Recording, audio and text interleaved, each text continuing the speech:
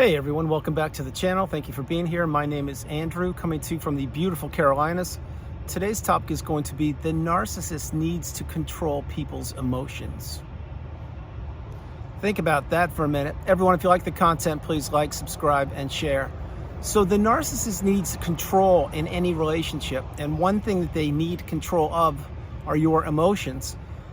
Think about when you would come home and you would share with the narcissist some great news. Maybe you just got a promotion or a pay raise, or you got that corner office. Well, would the narcissist be happy for you? Probably not. They probably would say something like, give me a minute, I've got a hangnail. Just a second, I've got to recycle some old plastics. One more second, I think I'll be going for a 20-minute walk. I'll be back, we'll talk about it then. Or let me jump on a call with somebody I haven't talked to in 10 years because that's more important to listening to you. But they wanted to deflate you. So when you got that corner office as an example, or the promotion or the pay raise, they weren't there to support you. And now if they were there, and let's say they did put their game face on for that milestone accomplishment in the workplace, it came with a cost, it came with an agenda. They looked at that as a way probably to get some more money from you, or to weaponize that achievement against you some other way. But remember this, the narcissist is always in competition with everybody. They believe they're smarter than everybody. They believe they are better looking than everybody. They believe what others have, they should have themselves. The narcissist wants to take shortcuts. What they want to do is they want to take. And when they're done, what do they want to do? That's right, they want to take more. You see, they don't want to work for anything. They believe that the easy way out is to disrupt another person's energy and to take from that person. The unsuspecting person, that is, that was you at one point. It certainly was me. We didn't know that narcissism was prevalent. We didn't know that other people did not have our best interest at heart. We didn't know that the narcissist had us on an emotional roller coaster. We were taken super high and we were dropped extremely low. We were in that devaluation stage, which is where we were existing for the length of that relationship. Excuse me, the longest part of the relationship. And when we were in that, what we were doing is we were being controlled. Our emotions were being manipulated. So using that example with work, that's just one. How about another one? Let's say it was Christmas, and let's say that you just got married and you just went to a jeweler to get some very nice jewelry for your for your spouse, and they turned out to be the narcissist. But back then you didn't know about that. Well, you went to the jeweler, you spent some money, you got something, you were really excited. It's Christmas morning, you exchange gifts. It's your turn to give your spouse the gift, and they look at it, they open it, look at it in disbelief, and say, "I'll never wear this. Why would you get me that? It's just such a waste of money. I'm going to return this." And there you are, you're deflated. Your Christmas or that holiday was blown up. You were now being controlled emotionally. You see, a stable or healthy person wouldn't do either of those two aforementioned examples. A stable or healthy person would say, "Wow, thank you for the gift. I really appreciate that." Give you a big hug and a kiss, and you would go about enjoying the rest of your Christmas. But that is not what the narcissist wants to do. They want to disrupt your energy. They want to control your energy. Same thing, flip it for a minute. Let's say the narcissist got a promotion or a pay raise or something. When they would come home, well, first of all, would they share it with you?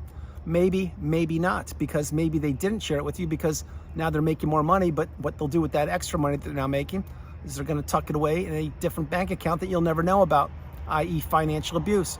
But let's say that they did share that information with you. They expected you to drop everything that you were doing and to scream from the mountaintops and praise them for what a great accomplishment they've just achieved. And that wouldn't last just for a few minutes. You were expected to carry out that exuberation and exhilaration for probably the weekend, maybe even a week or two.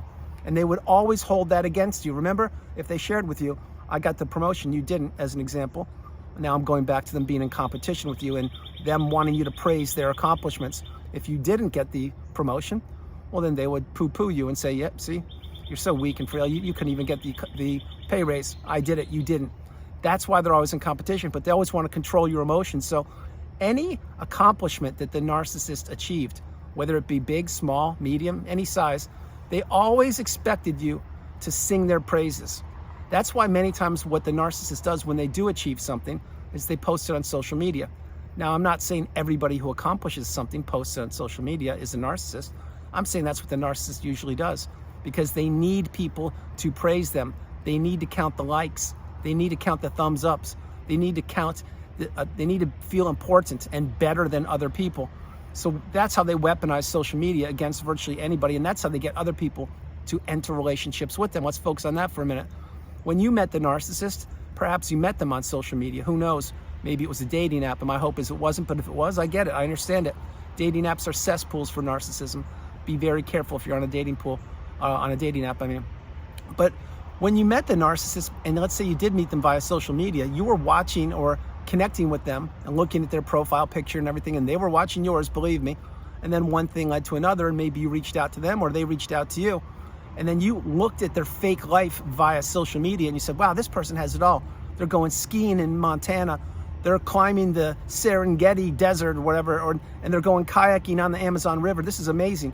Well, they've never done any of those things. What they've done is sat down in their parents' basement and they've used filters and photoshopped old pictures that were in encyclopedias from 50 years ago and inserted their face. But having said all of that, you thought that this person was one person and they turned out to be somebody completely different. You thought that you just struck gold with this person, and when you entered the relationship with them, what you found was fool's gold. You thought that this person was like-minded and that they cared about you and they wanted to grow old with you and move together in a relationship headed in one direction. Nothing could be further from the truth. They just told you anything you wanted to hear, so you would put your guard down, you would get close to them, you would become attached to them. They can never become attached to you. They cannot love and they have no empathy. But once they placed you in that devaluation stage, it was too late. Remember, you weren't taught Narcissism 101 in school, so you didn't know that these people were everywhere. And you didn't know that people on the planet did not have the ability to fall in love. But the narcissist can fake love, they can fake empathy, they can fake caring, they can fake kindness, they can certainly use filters. All of these things are meant to control your emotions. Think about that when you first met the narcissist. Let's say you did fall in love after a period of time. Maybe it was a few months, maybe half a year, maybe it was a year or two, who knows? But when you did, you fell in love. The narcissist didn't. They were just waiting for you to utter those three magic words, I love you. And when you said that, that's when they knew that they had you. They now had laid the trap out. You fell into it. You took a bite of the forbidden fruit and you actually fell in love. You allowed yourself to fall in love because you believed in the mask. The narcissist now at this point, they knew it was now a matter of time before they really began to slowly bleed you of your resources, which include your time, money, energy, effort, love, empathy, your status, your social circle, your tangible assets, your health, your 401k, everything. This is what they were trying to do, and they accomplished it for a period of time until they didn't. And that's when the ending of the relationship took place. Either you were discarded or you ended it. Either way, my heart goes out to you. But the narcissist was always controlling your emotions. They didn't want you ever getting too high. They did want you getting very low. But when they put you in a very low position, example, let's say that they would ghost you for a couple days, so they would disappear and they would string you along. Well, they knew what they were doing. They were trying to inflict as much damage upon you and trying to break the relationship. But they enjoyed that because they got supply from it. Now, you didn't know what supply was back then. Supply is what the narcissist needs to regulate themselves. They can get supply from a pet, from an article of clothing, a perfume, a food, a vacation, money, your relationship. They can get it from a house. They can get it from accolades, awards, achievements, anything. They also can get supply from putting somebody way down in the low vibrational state where they exist. In other words, capturing your beautiful, bright, shining light and keeping you captured where they exist, not elevated where you usually vibrate in the higher vibrational state. When they do that, they are loving life because now they have an energy source that they can keep trapped and they can toy with that energy source as much as they want to. That is exactly why the narcissist keeps you on that roller coaster of emotions. They keep you pushed away and pulled back in. They take you super high and they drop you super low, just like a yo-yo. And this is the cycle. It goes around and around and around. And the narcissistic abusive cycle is not any place you want to be in, specifically the devaluation stage. Although the love bomb is all fake also, and the ending of the relationship is one of the most challenging things that you'll ever experience, specifically if you got discarded, but not exclusive to being discarded, because you're gonna have to heal. You're gonna have to process things. You're gonna have to slow your life down. You're gonna have to journal. You're gonna have to see a therapist, meditate, watch videos, read. You're gonna have to really slow everything down and understand that relationship was a part of your life. You can't just put a Band-Aid over it and wave a magic wand and it will disappear. You're gonna have to heal from that. Keep in mind, the narcissistic relationship is the relationship you need to heal from, and you need to really understand that this is a very, very challenging road to undertake, but you will do it. And in time, in your time, you will heal if you couple your experiences with the tools provided for you in the community and you acquire the wisdom. You will do it. I did it. If I did it, you can do it. But the narcissist wants to control people's emotions. Think about this. Think about, let's say one of your parents is the narcissist. Well, when you went to school, if you got a B plus, that wasn't good enough. They needed to get straight A's. You get straight A's, and then that's not good enough because you should have gotten A pluses. Then you get the A pluses, and then next thing you know, they tell you, hey, I want you to get into this university. You get into the university and you're doing well, and they say, why did you go for that major? I don't think that major is suitable for you.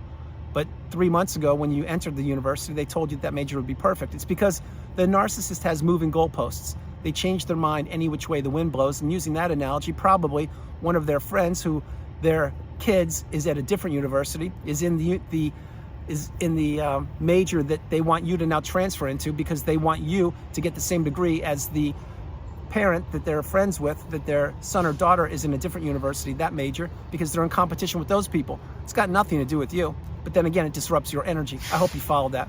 This is why the cycle is so challenging. You never know where you stand with the narcissist. Today, it could be a relatively calm day. Tomorrow, it could be topsy-turvy. The narcissist could ghost you for a day, a week, a month. The narcissist could throw the new supply in your face.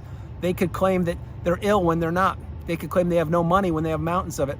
They can claim anything they want to, but communicating with the narcissist, once you've identified that they are a toxic individual, maybe even a narcissist, is 1 minute too long, because these people will twist your words around any way possible. They will throw monkey wrenches in your day, in your week, in your month, in your year, in your life. They will try to disrupt your energy any chance they get. That's why a hoover, if you get a hoover, don't accept a hoover. What is a hoover? It's when the narcissist is trying to draw you back into the relationship. They believe that either A, you haven't healed, B, you're dependent upon them. Maybe you need you're financially dependent upon them.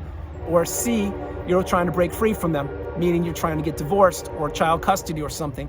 The narcissist will continuously try to glom onto you and stay in your life, even if you're divorced years later, if they believe that you haven't healed, or if you haven't put up boundaries, or if you haven't gone no contact, blocked them, deleted them, and removed all flying monkeys and people associated with them. If you can't do that, utilize Grey Rock. But the narcissist will always play on your emotions, and they need to control people's emotions. Think about your wedding day. Let's say you married the narcissist. Well, did that wedding day go swimmingly? Maybe it did. I can almost assure you there were some hiccups along the way, and meaning that things didn't go perfectly, because they never do for the narcissist. But then let's say that the wedding did go well. Well, the next day, did you go on a honeymoon? Some people didn't. Some people did. But the honeymoon probably was blown up because they probably didn't get as much supply from the wedding that they wanted. You see, the narcissist is on a constant search, looking for supply, looking for the next new shiny object. And the wedding to them, by the way, was just a license for them to abuse. They never took their vows the way you took them. They didn't believe in marriage. They don't believe in marriage. What they believe in is a cover for their toxicity.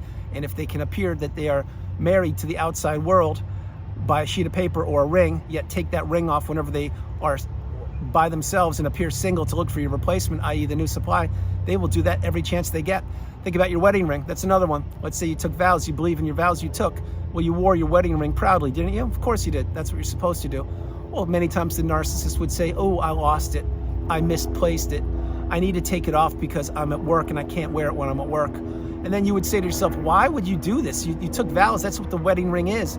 It's a symbol of unity and of togetherness. And it's a symbol of a bond. Well, that's not how the narcissist looks at it. They looked at the wedding ring as something to ruin your day. And if they weren't wearing it and you caught them not wearing it, and you would call them out, you'd say, hey, why aren't you wearing the ring? Well, then they would say, what's your problem? Why are you so insecure? What's the big deal? I lost it. Oh, I don't know where it is. They would say anything they could. And then again, your day goes backwards. You could never get the truth out of the narcissist. And the narcissist knew all of your buttons to press. That's why they were trying to control your emotions, and they did a great job of it until they couldn't. That is why, again, I suggest if you go no contact, you can recharge your battery, you can get your cup full, and you can heal, and you can take your time and slow your life down and process all these childhood wounds, etc., that I'm talking about. But the narcissist will always try to get people's emotions, to get control of people's emotions. I gave you so many examples there. There are so many more. What about friendships? Let's say you're in a friend group, and you had never experienced narcissism before, at least not to your knowledge, and then somebody new befriends you. They turn out to be the narcissist, and they say, hey, introduce me to all the friends that you have in that running group. I want to join the runners group with you guys. And you introduce them. Okay, well, the narcissist, but you don't know they're a narcissist. They now know your friends, and they're part of the group, and they've been running with you guys for a couple months. Next thing you know, some of those runners aren't talking to you, And you're like, what's going on? We've been running together for 10 years. Like, I've known you since high school. What's going on?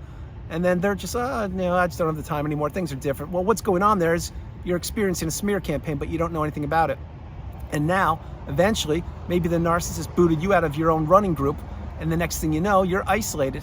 And the next thing you know, your emotions are in control of a person, the puppet master called the narcissist, because they drove a wedge between you and running, and you and that group of friends that were running, and now they isolated you. The narcissistic relationship is littered with illustrations of isolation, of control, of manipulation, of flat-out lies, of mistrust, of dishonesty. This is what the narcissist thrives on. They do not have any genuineness. They do not have any compassion.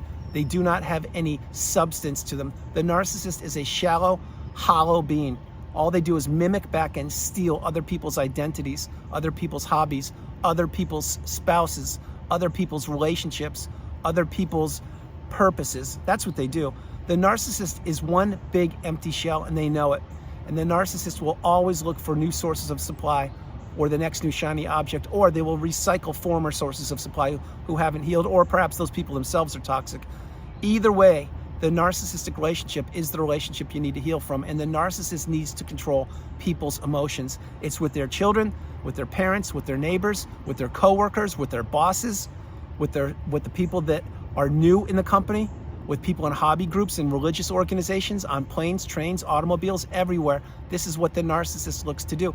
Final example before I close the video. You're grabbing dinner. It's you and, let's say, a stable or healthy person. There's no narcissist at your table.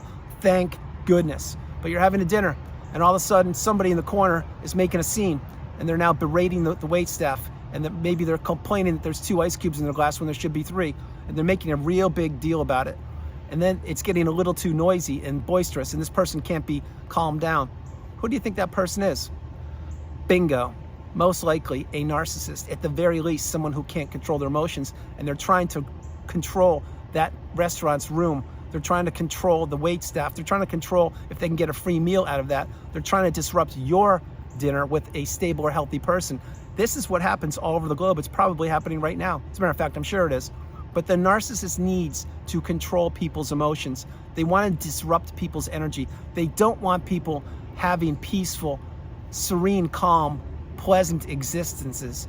They want to ruin as much as they possibly can and leave a wake of destruction in their path. Everyone, that's the video. I hope you liked it. I loved doing it. From the beautiful Carolinas, this is Andrew. Namaste. Have a great afternoon, evening, or morning, no matter where you are on the planet. You are not alone. Remember that. You are not alone. God bless you all. I love you. And the narcissist wants to control people's emotions. That's why if you can't go no contact, the path is to utilize Great Rock. Become dull, boring, and focus on what words you use or don't use. Do not allow the narcissist to control your emotions any longer. I love you all. God bless you, and I'll talk to you tomorrow. All right, bye, everybody. Bye.